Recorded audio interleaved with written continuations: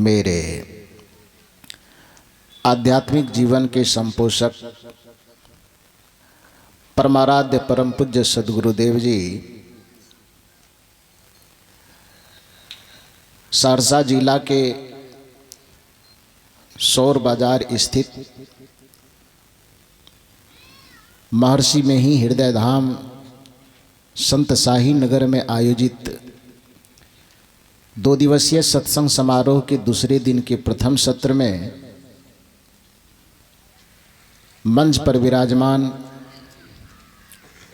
त्रिभुवन को पावन करने वाले परम वंदनीय संत समाज, इस परिवर्तक स्थल पर विराजमान सज्जनों तथा देवियों, अभी के सत्र में स्तुति प्रार्थना के उपरांत ग्रंथ पाठ और उससे निकले संदर्भित विषय ध्यान योग की महिमा पर हम सभी महापुरुषों से बड़े सुंदर विचार सुन रहे थे। मेरे यहाँ आने के बाद पूज्य स्वामी भगवदानंद जी महाराज और परम पूज्य स्वामी श्री दयानंद स्वामी जी महाराज से हम लोग ध्यान के संबंध में जो चर्चा सुने, उसमें 2 बात उभर करके आई कि मन ही हमारे समस्त पापों का कारण है और उसको मिटाना, उसको समाप्त करना ही ध्यान का उद्देश्य है। ये बिल्कुल सचमुच सही बात है। ये इस सृष्टि की जो संरचना है, हमारे शरीर की जो संरचना है, वो 2 तत्वों के संयोग से है। उसी तत्व को विभिन्न शास्त्रकारों ने अलग अलग नाम दिया। किसी ने उसको जड़ और चेतन कहा, किसी ने उसको प्रकृति और पुरुष कहा, किसी ने उसको आत्म और अनात्म कहा, किसी ने उसको शरीर और आत्मा कहा, किसी ने उसको क्षेत्र और क्षेत्रज्ञ कहा। है 2 ही। नदी का जैसे 2 किनारा होता है, दोनों किनारा अपने आप में बिल्कुल अलग। यदि नदी की धारा उत्तर दक्षिण बह रही है तो एक किनारा पूरब, एक किनारा पश्चिम। पूरब वाला भी अपने जगह, पश्चिम वाला भी अपने जगह, दोनों में से किसी को कोई संपर्क नहीं है। लेकिन उस दोनों किनारा के बीच में यदि एक पुल बन जाए तो वह पुल काम क्या करता है? 2 किनारा पर रहने के बावजूद भी दोनों को एक दूसरे से जोड़ देता है। और दोनों किनारे पर रहने वाले आदमी को एक दूसरे से जुड़े होने के कारण यदि दुख मिलता हो, परेशानी होती हो, तो सबसे पहला काम क्या करना चाहिए? पहला काम क्या करना है? उस पुल को तोड़ देना है। तोड़ना है कि नहीं? गोस्वामी जी की भाषा में कहे तो ये 2 किनारा, जड़ और चेतन का जो किनारा है, इन नादानी के वश में घुल मिल गया। जड़ चेतन ग्रंथि पड़ गए, यद्यपि मृषा छूटत कठिनाई। ये जड़ और चेतन के बीच में जो पुल बनाने का काम जो करता है, उसी का नाम मन है। वस्तुतः मन अपने आप में कोई शक्तिशाली चीज नहीं है। मन है कुछ नहीं, लेकिन बहुत कुछ है। अब आप कहेंगे कि कुछ नहीं है तो फिर बहुत कुछ कैसे है? धूप निकली हुई है ना, अभी धूप में जा करके खड़े हो जाइए तो ऊपर में सूरज है, एक निकले हुए आप हैं। तो आपके और सूरज के संयोग से एक छाया बनेगी कि नहीं बनेगी? उस छाया का अपना कोई अस्तित्व है? उस छाया का कोई सत्ता है क्या? छाया का कोई अस्तित्व नहीं, कोई सत्ता नहीं है। लेकिन उस छाया को आप कोदाली से काटना चाहिए। जितना आदमी सत्संग में आए हैं, सत्र समाप्त होने के बाद खड़े हो जाइएगा एक आदमी और उसकी छाया बने, तो सब आदमी अपने हाथ में कोदाली लेकर के उस छाया को काटने का प्रयास कीजिए। वो छाया कटेगा कि नहीं कटेगा? उसको ईंटा से मार मार करके कुचल देना चाहेंगे। वो छाया मरेगा कि नहीं मरेगा? तीर से, भाला से, फरसा से, किसी चीज से उसको मिटाने का प्रयास करेंगे, मिटेगा कि नहीं मिटेगा? जोर से बोलिए एक बार, हाँ या ना। नहीं मिटेगा। तो शक्तिशाली है कि नहीं? ईटा से कुचलना चाहे कुचलाएगा नहीं, कुदाल से काटना चाहे कटेगा नहीं, तलवार से काटना चाहे कटेगा नहीं, अग्नि से जलाना चाहे जलेगा नहीं। छोड़ दीजिए सब बात, एक ठो एटम बम ले आएंगे अमेरिका वाला से मांग करके और उसको छाया को उड़ाना चाहेंगे क्या होगा? छाया उड़ जाएगा। छाया उड़ने के बजाय हम बगल में खड़े रहेंगे, हम ही उड़ जाएंगे उड़ेंगे कि नहीं? छाया नहीं उड़ेगा। इसका अर्थ यह हुआ कि वो छाया बहुत शक्तिशाली है, जिसको हम न काट सकते हैं, न मिटा सकते हैं, न जला सकते हैं, न उड़ा सकते हैं।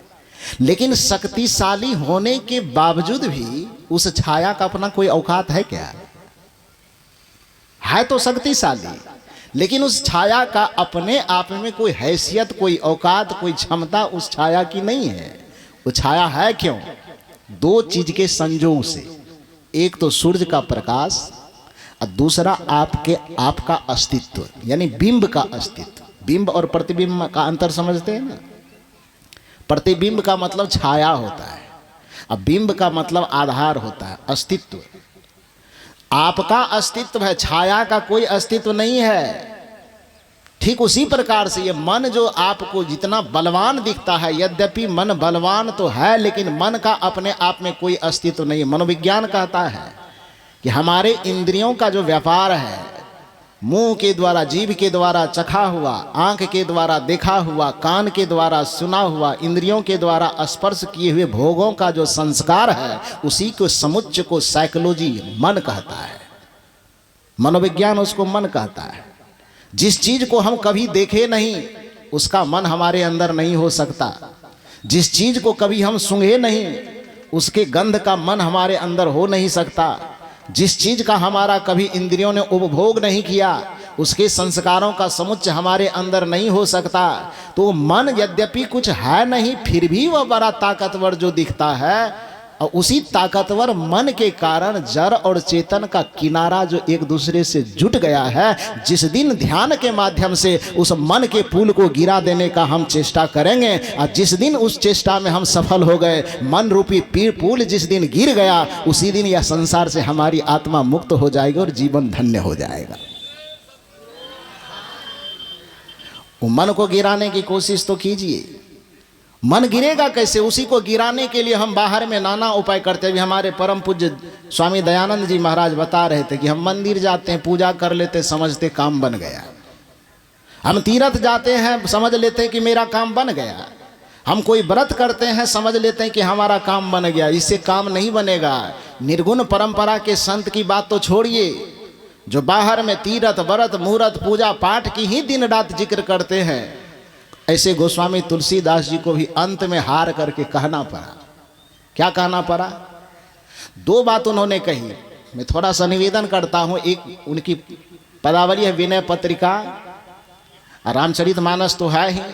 वैसे गोस्वामी तुलसीदास जी की आदमी जानते बस एक रामायण के रामचरितमानस के चलते जानते हैं उनको। अब बहुत से बहुत जानता है विनय पत्रिका को। इसके अलावा लोग जानते हैं कि गोस्वामी जी और कुछ लिखे उखे नहीं। गोस्वामी तुलसीदास जी 12 ग्रंथ लिखे। कितने ग्रंथ? 12। सबसे पहले जब रत्ना की फटकार पर घर से निकले थे तो नया नया वैराग उत्पन्न हुआ था। तो सबसे पहली रचना जो उनकी हुई उसका नाम है वैराग संदीपनी। क्या नाम है? वैराग संदीपनी। पढ़िए, और प्रत्येक साधक को पढ़ना चाहिए। साधना के मार्ग में भोग से उपरप्त होकर के विरक्ति के मार्ग में जो व्यक्ति चलना चाहता है, उस व्यक्ति को रामायण विनय पत्रिका वो देखे कभी कि नहीं देखे, उनको वैराग संदीपनी जरूर पढ़ना चाहिए।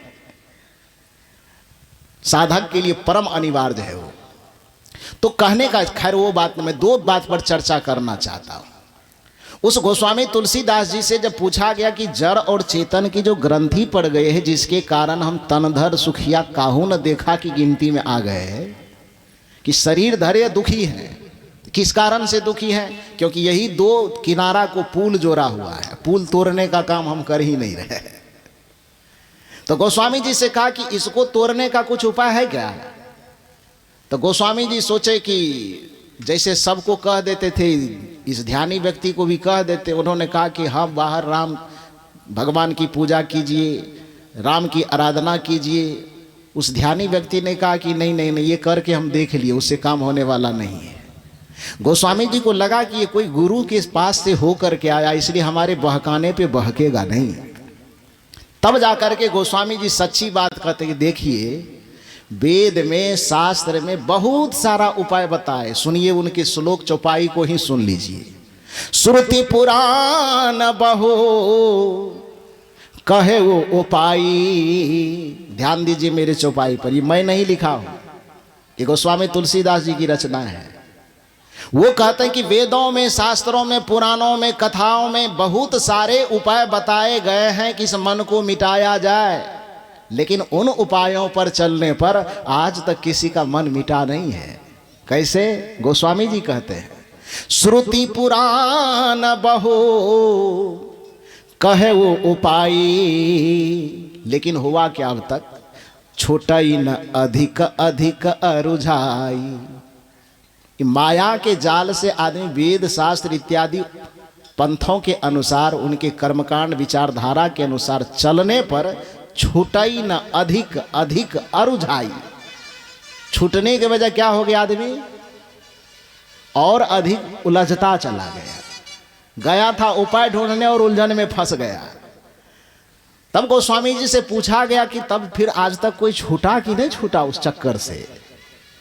वो दोनों किनारा अलग हुआ कि नहीं? जड़ चेतन अलग हुआ कि नहीं? क्षेत्र क्षेत्रज्ञ अलग हुआ कि नहीं? जड़ चेतन की जो ग्रंथि पड़ी किसी का टूटा कि नहीं? गोस्वामी जी मायूस होकर के, निराश होकर के माथा खुजलाते हुए कहते हैं, छूटा। का किसका छूटा? तो जिस की चर्चा यह मंच कर रहा है सुबह से, गोस्वामी तुलसीदास जी को घूम करके उसी जगह आना पड़ रहा है। सब पूजा, सब तीर्थ, सब व्रत को गोस्वामी जी का अब साइड करो, ये असली आदमी के फेरा में पड़ गए।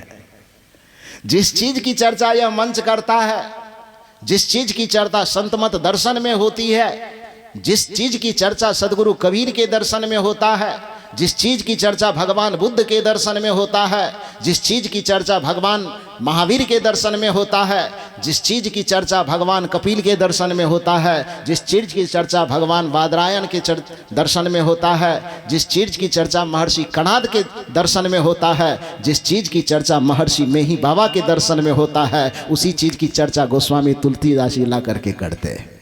क्या कहते हैं? क्या कहते हैं गोस्वामी जी? उन्होंने कहा कि वेद शास्त्र का मुंह ज्यादा मत देखो। तब क्या करो भाई? आत्म अनुभव सुख सुप्रकाशा, तब भव भेद भरम सब नासा। यही बात तो परम पूज्य स्वामी दयानंद जी महाराज कह रहे थे। तुम्हें कोई भी दृष्टि प्राप्त हो जाए, सामने में भगवान आकर के भी खड़ा हो जाए, फिर भी तुम्हारे मन का नाश, माया का नाश, पाप का नाश नहीं होगा। मन, माया और पाप का नाश करना चाहते हो तो बस एक उपाय है। वह उपाय क्या है? आत्म अनुभव सुख सुप्रकाशा। गोस्वामी तुलसीदास जी जीवन भर अयोध्या की तरफ निहारते थे, लेकिन कोई गुरु के भक्त से पाला पड़ा होगा, तब जाकर के जवाब दिया उन्होंने कि आत्म अनुभव सुख सुप्रकाशा, दीप शिखा सोई परम प्रचंडा। वो परम प्रकाश स्वरूप, ज्योति स्वरूप, ज्ञान स्वरूप उस आत्म तत्व का अनुभव तुम्हें अपने अंदर में होगा।